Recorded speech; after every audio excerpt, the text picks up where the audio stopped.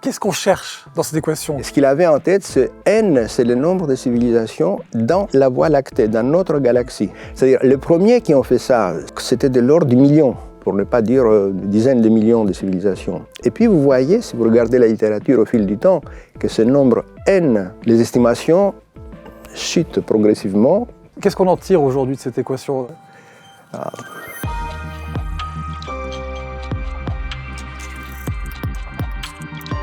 C'est en quelque sorte l'équation du peuplement galactique. Cette équation, si on la résout, nous donne nos chances d'entrer en communication un jour avec une forme de vie évoluée dans l'univers. Tristan Weil, vous êtes doué en statistiques? Suffisamment doué pour savoir que je ne le suis pas. J'espère que vous allez vous débrouiller parce qu'on va en faire un petit peu aujourd'hui, un petit peu de mathématiques. Tristan Weil, chef de service sciences au Figaro. Avec vous, nous allons décrypter ensemble cette équation de Drake et tenter de la résoudre avec vous. Nicolas Prantzos, vous êtes astrophysicien à l'Institut astrophysique de Paris. Vous êtes l'auteur de plusieurs ouvrages, dont le livre « Sommes-nous seuls dans l'univers ?» co-signé notamment avec Hubert Reeves. Vous êtes un spécialiste de la question, l'équation de Drake. Alors vous, Nicolas Prantzos, vous faites remonter ces interrogations sur les autres mondes peuplés à une époque assez lointaine, au moins jusqu'à Platon et Aristote. Oui, il est vrai. En gros, deux grandes idées sur ce qu'on appelait à l'époque le sujet de la pluralité des mondes. C'est comme ça qu'il était connu. Et il y avait d'une part les philosophes, je dirais comme Démocrite ou Épicure ou Leucippe, les atomistes, ceux qui croyaient qu'il y a un nombre infini d'atomes dans l'univers et c'est à partir de là qu'ils sont formées toutes les choses.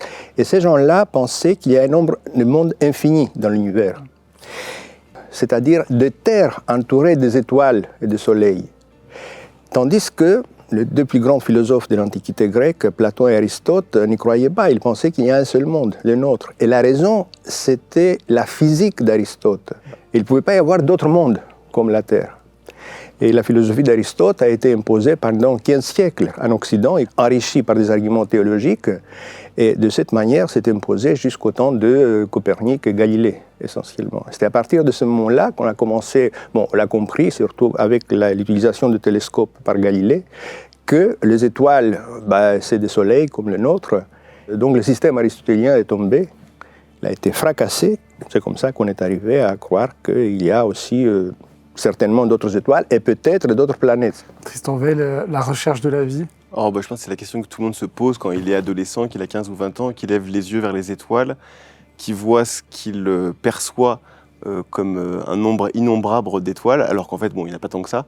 Mais dans un très beau ciel, il y a à peu près 1000 étoiles. Il y en a 3000 dans les ciels les plus purs, mais celui que vous voyez pendant vos vacances, il y a probablement pas plus de 1000 étoiles. Donc en fait, c'est très peu. Il y a très peu de chances qu'autour d'une des 1000 étoiles que vous regardez le soir dans le ciel, il y ait un monde déjà habitable, c'est-à-dire avec de l'eau liquide et des températures préclémentes, et encore moins avec la vie. On commence à penser que c'est très peu probable. Avec une civilisation évoluée, ça paraît pour le coup complètement impossible pour d'autres raisons qu'on évoquera plus tard. Et donc, au début des années 60, un astronome américain, Frank Drake, propose une piste pour avancer dans ce champ d'études de la recherche de la vie, en tout cas de la vie évoluée dans l'univers. C'est cette magnifique équation, l'équation de Drake, de Frank Drake. Quel était son objectif en créant cette équation? Oui, d'abord il faut situer le contexte de l'époque. La radioastronomie a commencé dans les années 30. On a fabriqué des antennes radio pour la première fois et surtout les radios, la réception, les émetteurs et récepteurs des ondes radio ont été beaucoup améliorés pendant la Deuxième Guerre mondiale. Et donc en 1959, deux physiciens, Philip Morrison et Cocconi, un Italien, aux États-Unis, ont proposé que si on voulait communiquer avec des civilisations extraterrestres, qui seraient au même niveau de développement que nous, on devrait chercher plutôt dans les ondes radio, pas dans les ondes optiques, pas dans les ondes X, ultraviolets ou autres. Pourquoi radio? Parce que autant l'optique est absorbée quand il se propage dans les plans de la galaxie par les poussières et les gaz galactiques, les radios ne sont pas absorbées. Donc on peut voir très loin quand on regarde dans le plan du disque galactique, parce que la majorité des étoiles se trouvent dans les disques, ne se trouvent pas éparpillées autour de nous, se trouvent dans les disques galactiques. Donc, le moyen idéal, ce serait les ondes radio. Et en plus, une onde radio a beaucoup moins d'énergie, donc c'est plus économe à envoyer des signaux avec cette onde. C'était ça l'argument de Cocconi et Morrison. Et Frank Drake, pour arriver à... C'était un tout jeune radioastronome à l'époque, qui avait commencé à travailler à l'observatoire de West Virginia aux États-Unis. Ça s'appelait Green Bank, l'observatoire, et il a... vous savez, quand on a un gros problème, parce que ça semble un projet très compliqué, quand on a un gros problème, on essaye de les découper en petits morceaux, des problèmes plus petits, pour au moins essayer d'avancer bout par bout. Et c'est comme ça qu'il a écrit cette fameuse équation que vous voyez ici, qui comprend 7 termes essentiellement. On va les passer en revue. Mais juste avant de les passer en revue, qu'est-ce qu'on cherche dans cette équation? Quel est ce fameux N qu'on essaie de résoudre? Et ce qu'il avait en tête, c'est N, c'est le nombre de civilisations dans la Voie lactée, dans notre galaxie. Ce n'est pas n'importe où dans l'univers, parce que l'univers, à la limite, peut être infini. Donc dans ce cas-là, même si la probabilité est très faible, le nombre est infini de civilisations. Non, son idée, c'était de limiter notre recherche au niveau de notre propre galaxie, qui contient environ 100 milliards ou 200 milliards d'étoiles. Mais vous allez voir que même si on donne un chiffre là, à ce nombre n, imaginons que ce soit 100, 1000, 1 million. Tout ce qu'on apprend, c'est que la probabilité est plus grande s'ils sont 1 million. Mais on n'a aucune idée de cette probabilité. On ne donne pas un nombre à la probabilité, on donne un chiffre aux civilisations. Et ça, c'est très différent. Et alors, juste avant de commencer à étudier les facteurs 1 par 1, ce qu'il faut préciser, c'est que cette équation, elle n'est pas prédictive. N'a aucune Qu'est-ce que ça veut dire? Ça veut dire que, comme la plupart des termes sont inconnus, on peut mettre ce qui nous passe par la tête. Ça ne veut pas dire que votre idée est plus correcte que la mienne, et vice-versa. Et donc, on peut finir avec des nombres aussi grands ou aussi petits que l'on veut. Donc, c'est pas ce qu'on appelle aussi la paramétrisation de l'inconnu. En gros, l'idée, c'est qu'on a un chiffre totalement inconnu, qui est le nombre de civilisations extraterrestres avancées qu'il y a dans notre galaxie. Et l'idée, c'est de le couper en différents plus petits problèmes, qui sont, eux, solubles. Les premiers, en tout cas, le sont un peu, même s'ils ne le sont pas complètement encore aujourd'hui. Les derniers ne le sont pas du tout, sont très spéculatifs. Ça permet de guider la pensée, on va dire. Alors allons-y, commençons à décrypter les facteurs de cette équation. J'imagine qu'on commence par le tout premier, ce R. Qu'est-ce que ça veut dire, ce R? Ce R étoile, c'est le taux de formation stellaire dans la galaxie. Combien d'étoiles sont formées par unité de temps? C'est important de souligner ça. Ce n'est pas le nombre actuel d'étoiles dans la galaxie. On a dit que ce sont 100 milliards ou 200 milliards. Là, il y a un taux de formation qui est par unité de temps. Et aujourd'hui, on a une idée, on avait déjà du temps de Drake, que dans la Voie lactée, il y a environ, disons, bon, il y a des incertitudes, mais une dizaine d'étoiles, des petites étoiles qui sont formées dans la galaxie par an. C'est beaucoup? Ça paraît beaucoup. 10 étoiles par an, si vous multipliez par l'âge de la galaxie, qui en gros c'est 10 milliards d'années, vous finissez avec 100 milliards d'étoiles. Des petites étoiles quand même, c'est important de les souligner parce que, bon, on va voir après quelles étoiles sont appropriées pour ce qui nous intéresse. 100 milliards, c'est toutes les étoiles qui ont été... les petites étoiles vivent pratiquement éternellement. Éternellement, pour l'échelle du temps, depuis le début de l'univers, ils ne sont pas morts. Bien sûr, à un moment, ils vont mourir, mais beaucoup plus tard. Ils sont toujours là. Ce facteur R étoile, on le multiplie par un autre facteur qui concerne cette fois les planètes. C'est le nombre de planètes qui peuvent exister autour d'une étoile. Alors, à l'époque où Drake a formulé cette équation, on n'avait aucune idée parce qu'on n'avait pas détecté de planètes autour d'autres étoiles. Et on ne savait pas s'ils existent. Oui, les exoplanètes, c'est dans les années 90 qu'on les a découverts? 95 la première. Oui, 95, ça a été publié. C'est l'article 84, en gros, ils ont eu pas mal d'observations. Alors, on peut se dire, pourquoi il n'y aurait pas de planètes autour d'autres étoiles? Mais on n'était pas sûr quand même comment les planètes se forment autour des étoiles. Par exemple, durant une grande partie du XXe siècle, il y avait une théorie d'un astronome britannique, James Jeans, qui pensait que les étoiles sont très loin les unes des autres. Heureusement, c'est pour ça qu'on n'a pas plein de collisions, etc. Mais de temps à autre, une étoile peut passer près d'une autre. Par exemple, une étoile aurait pu passer près de notre Soleil et lui arracher par son attraction gravitationnelle une partie de son manteau. Et cette partie-là pourrait rester ensuite en orbite autour du Soleil et faire une disque avec la formation de planètes.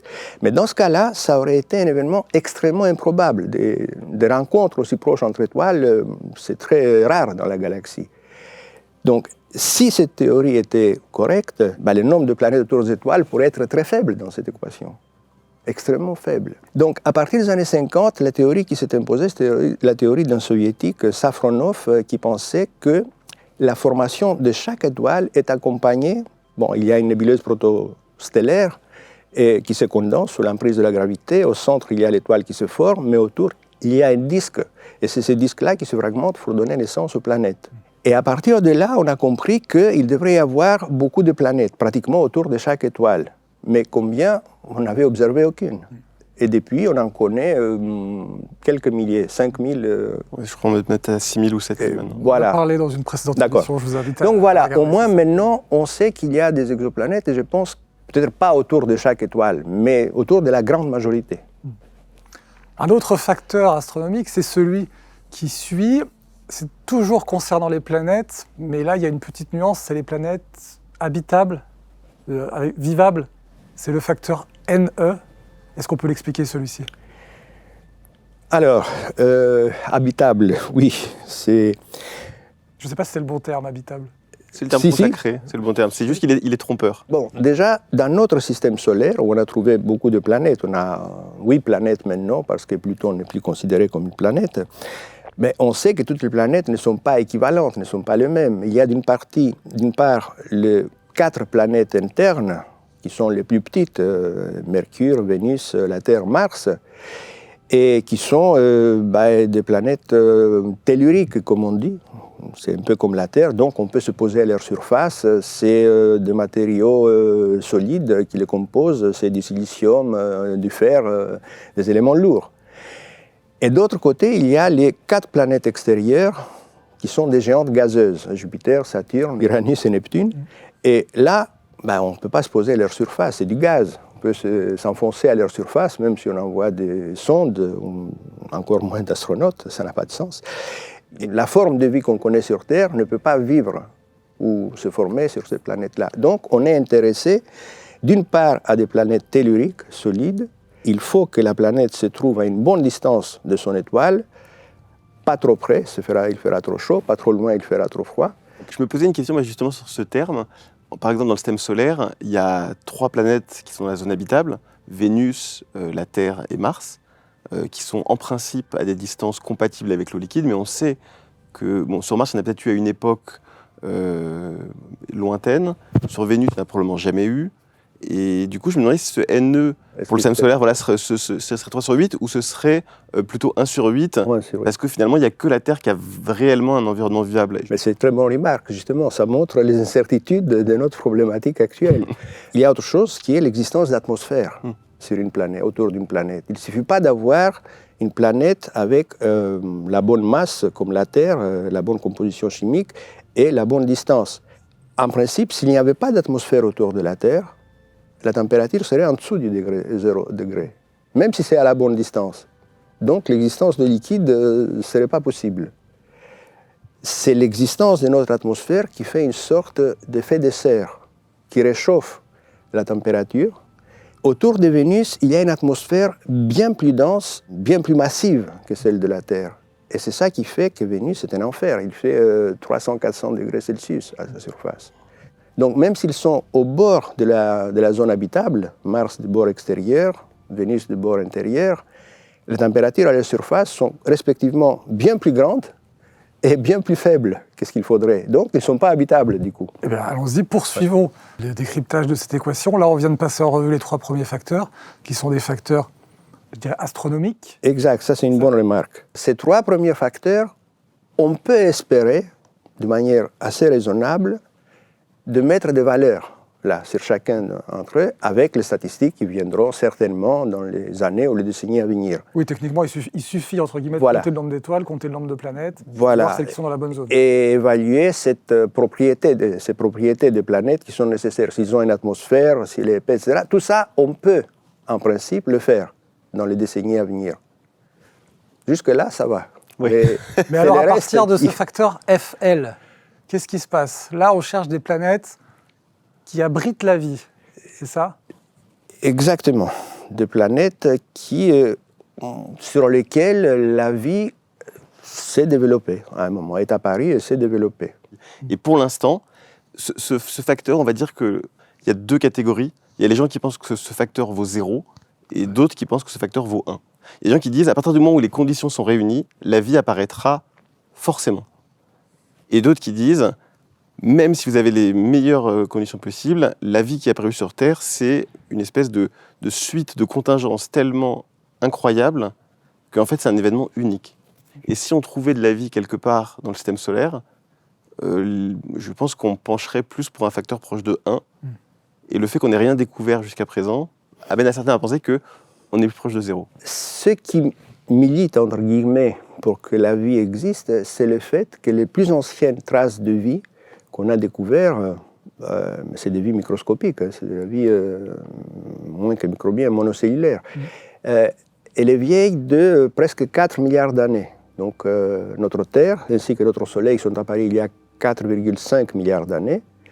Donc relativement peu après, il semble que la vie est apparue. Si la vie avait mis 4 milliards d'années pour apparaître, ça voudrait dire qu'il s'est passé beaucoup de temps. Mais maintenant, aussitôt la Terre, pour schématiser un peu, aussitôt la Terre parut, la vie a suivi. Est-ce que c'est un argument décisif? J'en sais rien, je ne suis pas biologiste. D'ailleurs, on ne sait pas si elle est apparue sur Terre ou si elle est apparue, parce qu'on trouve maintenant de plus en plus de molécules organiques dans l'espace. Et il y a des gens qui pensent que les précurseurs, pas la vie elle-même, mais des précurseurs peuvent être formés de manière relativement facile dans l'espace. Dans les surfaces cométaires, par exemple. Et comme il y a plein de comètes qui se baladent dans l'espace, et certains peuvent tomber sur la Terre, ou sur d'autres planètes, donc il y a des gens qui pensent que la vie peut apparaître dans des conditions relativement répandues dans l'espace.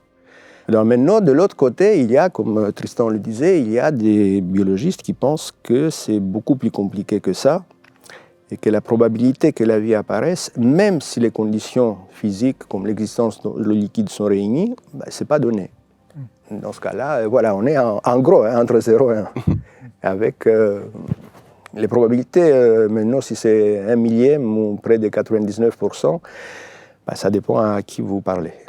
Et vous, alors, vous avez un avis là-dessus? Vous vous positionnez Non, je me fie aux biologistes ou aux gens qui cherchent, justement. Il y en a beaucoup qui ont travaillé, qui continuent à travailler sur ces sujets-là.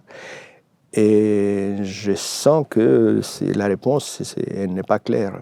Mais ce n'est pas un mystère. Vous savez, il y a plein de choses qu'on ne connaît pas. C'est étonnant d'ailleurs le nombre de choses qu'on a appris au cours du siècle. On connaît beaucoup plus que ce qu'ils connaissaient Aristote ou Copernic ou Galilée ou même Faraday ou Maxwell, Newton. Donc on a de la chance quand même de connaître autant de choses aujourd'hui. Est-ce que pour autant il faudra connaître la réponse à toutes les questions? Bon, un jour on l'espère. Laissons aux générations futures découvrir quelque chose elles aussi. Non, je suis agnostique sur ces sujets-là, comme je vous l'ai dit d'emblée sur tous les autres termes. Oui, ça va être de pire en pire. Alors là, oui, on arrive sur des facteurs très réducteurs. Si on peut. Tu me demandais si j'étais bon en statistique. Il y a un truc que je sais en statistique, c'est que quand on a un seul exemple, un seul cas, c'est très compliqué de faire des statistiques. On a trouvé des étoiles, on a trouvé des planètes autour de ces étoiles. On a trouvé des planètes avec un environnement habitable, on a trouvé des planètes avec un environnement habitable qui abrite effectivement la vie. Maintenant, on cherche une planète. Une planète, c'est vrai, vous avez raison, une planète. Et maintenant, on en cherche une qui abrite non seulement de la vie, mais de la vie intelligente. Parce que jusque-là, vous nous avez parlé de micro-organismes, de bactéries, etc., d'organismes très simples. Drake cherchait de la vie évoluée. Oui, comme justement, il faut aller jusqu'au bout de l'équation pour voir ce qu'il cherchait Drake. Celui-ci, c'est encore plus compliqué que le précédent. Parce que là, maintenant, on a parlé de l'origine de la vie, ensuite, c'est la théorie de l'évolution sur Terre. Darwin a contribué beaucoup sur la théorie de l'évolution. Et souvent, quand on présente l'évolution, on a l'impression que c'est un chemin, une trajectoire à sens unique. C'est-à-dire, on commence par les organismes monocellulaires, après on forme quelques pluricellulaires. Les pluricellulaires développent des organismes encore plus complexes. Et petit à petit, on arrive jusqu'à l'homme qui est au sommet. Mais en réalité, on sait maintenant, l'évolution ne s'est pas faite de cette manière. Il y a eu des hauts et des bas, il y a eu plein de catastrophes. Et la plus connue, mais pas la plus grande, c'était celle qui a fait disparaître les dinosaures. Ça, c'était manifestement un hasard. Ce n'était pas une évolution linéaire, comme on l'a dit tout à l'heure. C'était une évolution très différente. Et on peut se demander si cet astéroïde était en retard d'1 heure ou d'une demi-heure à son rendez-vous avec la Terre, s'il est arrivé un tout petit peu plus tard, une demi-heure plus tard, il n'y aurait pas de collision. Et dans ce cas-là, les dinosaures qui avaient régné sur Terre pendant 120, 130 millions d'années quand même, mais ils seraient toujours là. Et nos ancêtres n'auraient pas pu s'émanciper et devenir ce qu'ils sont devenus. Et là, c'est effectivement, c'est le hasard qui fait les choses. On pourrait imaginer des tas de planètes où il y avait les conditions réunies, où il y avait la vie apparue, mais l'intelligence ne s'est pas développée. On peut s'amuser après à jouer entre les différents termes en faisant des raisonnements analogues, mais on peut se dire, voilà, peut-être que la vie, si elle est apparue très tôt, elle a de grandes chances d'apparaître, auquel cas, donc FL, on peut dire qu'il est proche de 1. En revanche, il a fallu attendre 4 milliards d'années pour qu'une vie intelligente apparaisse. Donc ça paraît très long. Auquel cas, on se dit, peut-être que si le terme FL est proche de 1, le terme FI, lui, il est petit, si on prend notre exemple. Très petit. Les termes suivants, c'est FC, c'est la probabilité, même si vous avez des êtres intelligents sur une planète, la probabilité qu'ils développent la technologie nécessaire pour qu'ils puissent communiquer à travers les espaces interstellaires. C'est ça le terme FC. Et c'était crucial quand même pour la recherche de Drake. Et alors là, le seul exemple qu'on a, c'est notre propre civilisation sur Terre. On a développé la radio, les techniques de radio, d'émission et réception radio, que depuis en gros un siècle. Un siècle, ce qui est beaucoup plus court que le million d'années ou quelques millions d'années de l'intelligence humaine sur Terre. Donc ces termes doivent être encore plus petits en termes de durée que le terme précédent de l'intelligence. Et puis il reste la dernière partie, c'est elle, c'est la durée de vie de cette civilisation. Parce que si une civilisation développe la radioastronomie, mais elle ne vit que 100 ans, et vous savez, à l'époque, on avait peur quand même de l'holocauste nucléaire. Nous, on venait de découvrir l'atome et ce qu'il peut faire l'atome. Et vous vous souvenez que pendant la guerre froide, sinon particulièrement les années 60, il y avait une peur quand même. Il y avait des abris antiatomiques qui étaient construits. On croyait que ça pourrait finir comme ça, le monde. Donc la durée de vie, de survie plutôt d'une espèce intelligente et radiocommunicante était un facteur important. Comme on l'a dit tout au départ, c'est ça qui limite aussi. Autant, si vous regardez les 6 premiers termes, ces termes-là contribuent à calculer le nombre de civilisations qui se développent. Le dernier terme, c'est un terme qui limite, c'est un terme de destruction. C'est l'inverse, qui coupe, c'est un filtre qui coupe quand même. Et ça peut être dû à n'importe quoi, pas seulement à l'arme nucléaire. Je ne sais pas, une surpopulation, un épuisement des ressources, etc., pourrait aussi limiter, à n'importe quelle civilisation. L'être humain ne disparaîtra pas en raison du réchauffement climatique, mais est-ce qu'une civilisation peut s'effondrer au point de perdre ses connaissances ? C'est peut-être envisageable. C'est aussi pour ça qu'elle est intéressante, cette équation, c'est que chacun des termes nous pousse à nous interroger sur des questionnements astrophysiques, des questionnements biologiques, des questionnements sociologiques et aussi sur notre avenir à nous. Qu'est-ce qu'on en tire aujourd'hui de cette équation ? Alors, ce qui est intéressant, c'est, si on fait un peu l'histoire, c'est de voir comment les idées sur le nombre n ont évolué au cours du temps, au cours des décennies. C'est-à-dire, les premiers qui ont fait ça, surtout Drake ou Carl Sagan, un grand astronome américain qui a beaucoup vulgarisé ces idées-là, Si vous regardez les chiffres qu'ils donnaient à l'époque, c'était de l'ordre du million, pour ne pas dire dizaines de millions de civilisations. Et puis vous voyez, si vous regardez la littérature au fil du temps, que ce nombre N, les estimations chutent progressivement, et aujourd'hui, personne ne pense qu'il y a 1 million de civilisations communicantes là. Remarquez, on a dit qu'il y a 100 milliards d'étoiles. S'il y a 1 million de civilisations, ça ne fait que 100 millième quand même de le nombre total d'étoiles, ce qui est peu. Mais même 1 million, ça paraît excessif maintenant. Maintenant, les gens pensent que dans les meilleurs des cas, vous pouvez avoir quelques centaines, quelques milliers ou plus. Qu'est-ce que ça implique maintenant? Ça implique que s'il y a des civilisations qui étaient vivantes jusqu'à il y a quelques années et maintenant ils sont disparus, ils n'émettent plus.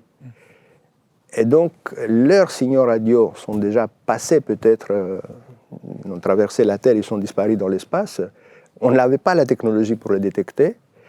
Et maintenant, comme ils sont morts, on ne peut pas les détecter non plus. Tout ça, ça fait le charme de cette équation. On peut imaginer des tas de choses et, comme Tristan vient de le souligner, c'est une sorte de miroir tourné vers notre propre civilisation, en fait. Et on se dit, est-ce qu'on va survivre? Pendant combien de temps? Sous quelles conditions? Est-ce qu'on va se répandre un peu dans l'espace, utiliser d'autres ressources? Parce que c'est un programme quand même, ça suppose que toutes ces civilisations émettent durant leur vie des signaux radio dans toutes les directions. Nous, on le fait avec nos stations télé depuis 1930 en gros, ça fait une centaine d'années disons. Nos signaux se trouvent dans une sphère qui s'étale jusqu'à 100 années-lumière de la Terre. Donc s'il y a des civilisations dans ces rayons-là, ils les ont probablement reçus, à condition d'avoir cette technologie pour recevoir, pour capter nos signaux. On peut l'imaginer. Merci beaucoup, Nicolas Pronzos, pour vos explications. Merci. Je vous remercie. Merci, Tristan V. On se retrouve la semaine prochaine.